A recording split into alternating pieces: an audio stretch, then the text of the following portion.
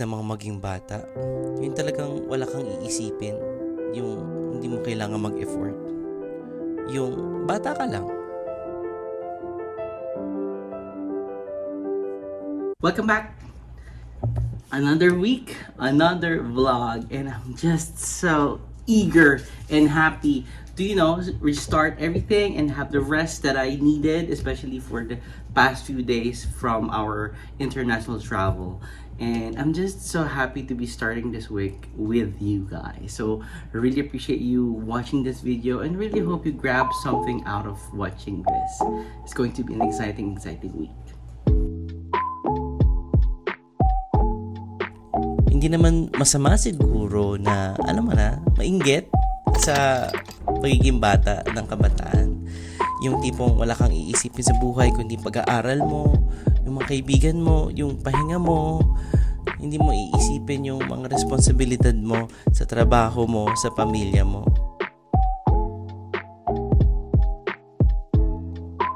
At this point, miss na namin ang London, and parang pinuntad na namin ng London design sa bahay namin.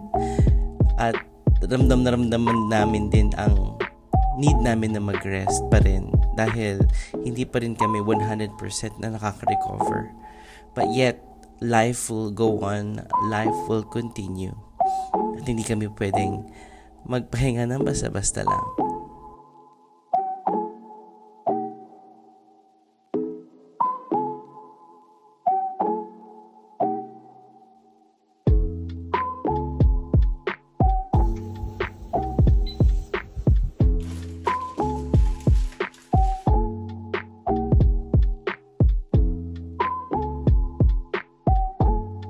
This is a special day today because we're gonna be meeting some of our friends na matagal naming nakikita. We do this on an annual basis, probably 2 times a year, which is lucky na kami at this point in our lives. But again, it's a celebration of friendship and of course, of kids. Ganda ng buho. Lur. Mahilig siya sa Jai. Mahilig siya sa kamote chips.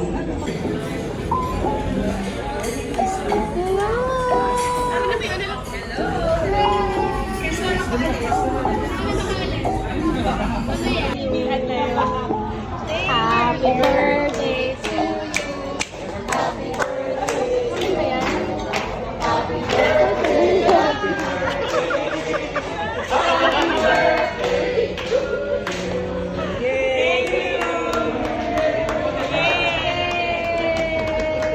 kumanta na sila lahat.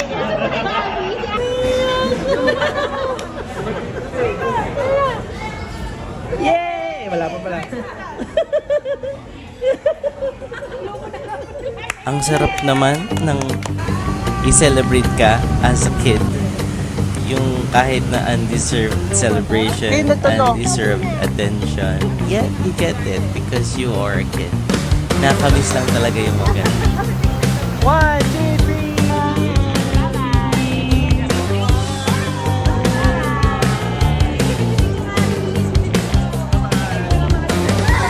Sige na, okay na.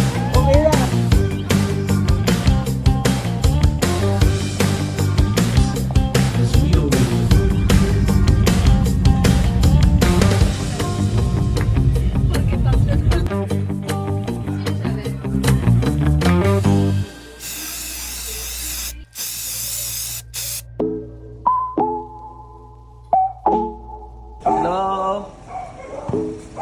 Yung car seat niya. Buksan mo yung pintuan. Buksan mo na lang yung pintuan kasi si Bebe. Sige, yan na yan. Ayan, pasok ka na. Ang sarap lang talagang maging bata, sa totoo lang. Yung tipong lahat ng atensyon nasa'yo. Everyone is concerned about your welfare, your well-being, and everybody is enjoying your company kahit ano pa man ang gawin mo. Nakakaingit lang at nakakamiss yung mga panahon na yan. Ano ba? Nagkat ka na nga. Eh, syempre! Asan nyo?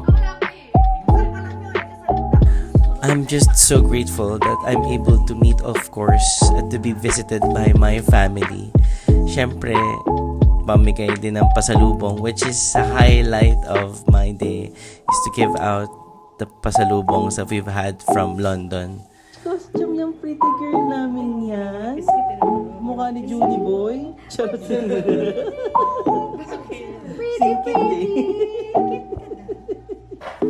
And ang saya lang na makabanding sila at makasama sila over lunch, over breakfast. Dahil hindi madalas mangyari yun. Wow! Ben and Ben yung tunog.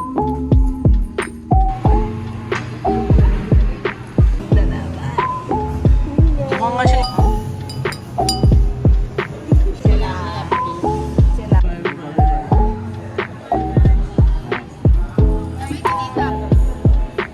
Masakay ng tren.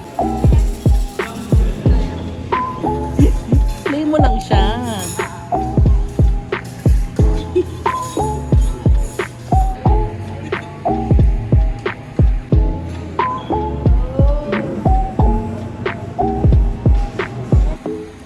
Paano yung nalalagay sa likod?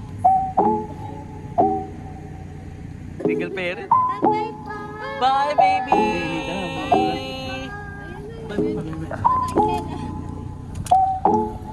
Bye! Wala kayo naiwan dito ah.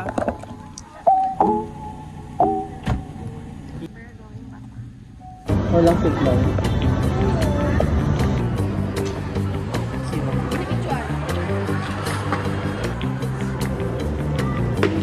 Mapalabas yun. Route.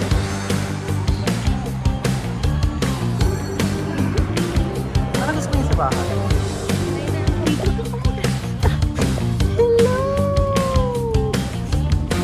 You have any slippers, my love? It's a happy dinosaur. Ang swerte lang rin namin na nasaktuhan na nung araw na yon, libre rin sina Sherina and si Summer, na we're able to meet them and bond with them. Isang masayang kwentuhan, isang masayang moment.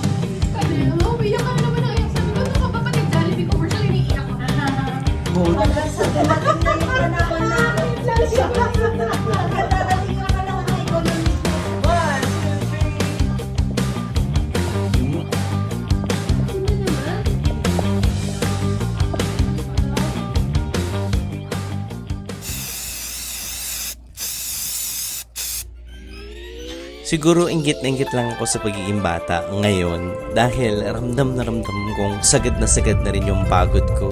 Sagad na rin ang pamamahagi ko ng ako, ng pagbibigay ko, ng pagsuservisyo ko. Parang nandun na ako sa threshold na wait lang, kailangan ko rin naman ng pahinga. Kailangan ko rin maging ma-feel good. Kailangan ko din. So pagpasensyahan mo na ako ngayon.